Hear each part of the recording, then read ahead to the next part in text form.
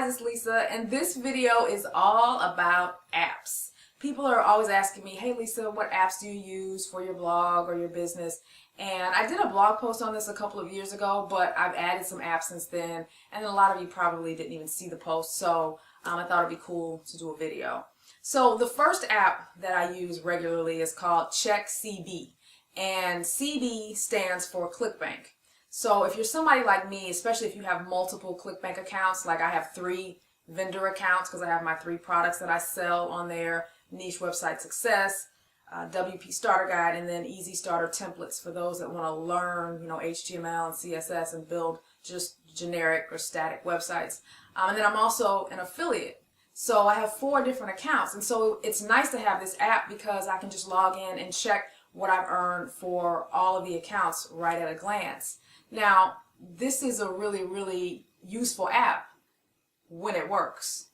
Unfortunately, it doesn't work half the time, and I guess because it's free, the developers are like, whatever. So sometimes you get what you don't pay for. So when it is working, it's a great app. The second app that I use is ForumRunner, and if you browse a lot of forums, particularly that are run by vBulletin or PHP, BB, and some of the other popular forum software programs out there, this is a great app to have, because if the forum owner has this app installed, and I know vBulletin now installs the software automatically, anyone can browse your forum very easily using this app. So if your forum software is not yet responsive, this is a good app to install if it's compatible, obviously with the software. So I have 2 forums. I have Website Babble, and then I have my hair forum, One Naturally Curly. So I'm constantly on there from day to day. So it's nice to have that app because I can just log in and then browse, and it makes reading the forum much easier. The downside to this app, though, is if your forum members want to use it, they have to pay for it because it's not free. It's like, I think, $2. So some of my forum members do use it, but others are like, I'm not paying, just to browse your forum. But if you're a person that's on a lot of different forums, and especially if they're run by like vBulletin or some of the programs that this app supports, it just kind of makes sense to download it because it makes your browser experience way better. All right, next app, GWhizz. GWhizz is the perfect name for this app because it is like GWhizz. This app, I'm telling you, it's all encompassing. So if you're a big Google product user, like for example, if you use Google Docs, Google Plus, and even Facebook and Twitter, you can do so many different things in this one app. So some people never have to use anything else because everything that they need with regards to social media and Google products is all right there in that one app. So it's pretty cool. Okay, next app, DropBox. This, in my opinion, is one of the best apps ever. Even though it's not a new app or anything, it's been around a while. If you're anything like me and you're constantly working from multiple places, for example, I'm recording this video in front of my green screen in one room, then I will migrate into my loft and do any graphic work that you see behind me on my Windows machine, because that has my current version of Photoshop. So I prefer to use, that computer for any Photoshop work. Then I migrate downstairs to my MacBook Pro to do the video editing. So I'm sharing files between computers all the time. So rather than hauling around a flash drive, which is like so 2005, I can share my images across my devices using this app. Next app, WordPress. Now, I want to give a shout out to all of you guys that actually blog from this app, especially from your phone. I know somebody who uses this to blog from their phone. I cannot imagine just sitting there blogging away from my phone. I need to be comfortable when I'm writing. I only use this app to check moderated comments. It's really good for that, because if you have a blog that gets quite a few comments and you get a lot of spam and your first or your new comments go to the moderation queue, this is a great app to have, because when I'm on the go, I can quickly go through and moderate the comments.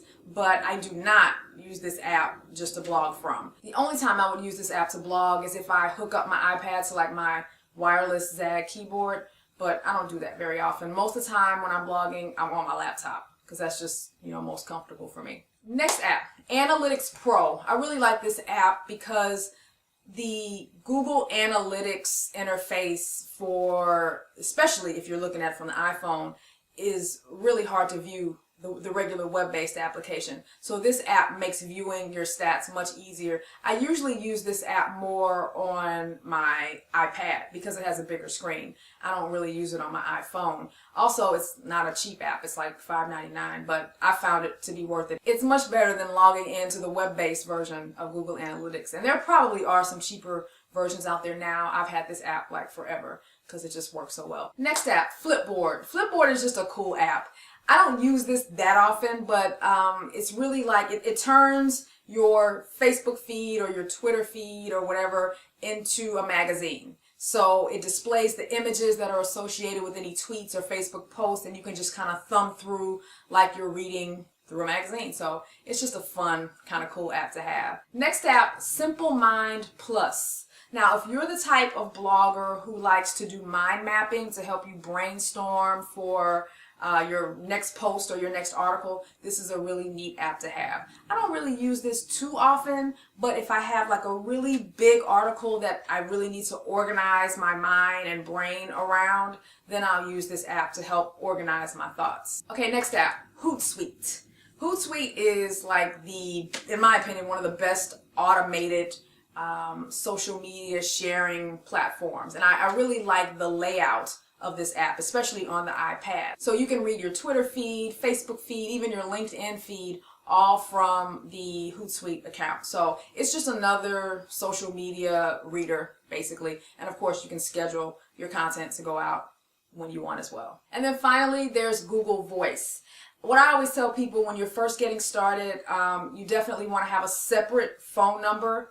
You don't want to use like your cell phone or your home phone unless you just would rather have everything all under one phone. But I personally think it's better to have a separate line. So on my business cards, for example, I use my Google Voice number. So it's nice because I have an app.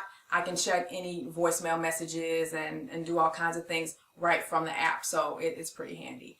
So those are the basic apps that I use for my business. There's some others, but these are the ones that I typically use the most. But please feel free to share like apps that you use for your sites or your blog or whatever, because there may be some out there that I don't know exist that you guys really love, and it will be helpful to everybody else that's watching this video as well. So let me know what you guys use. Thanks for watching. Bye.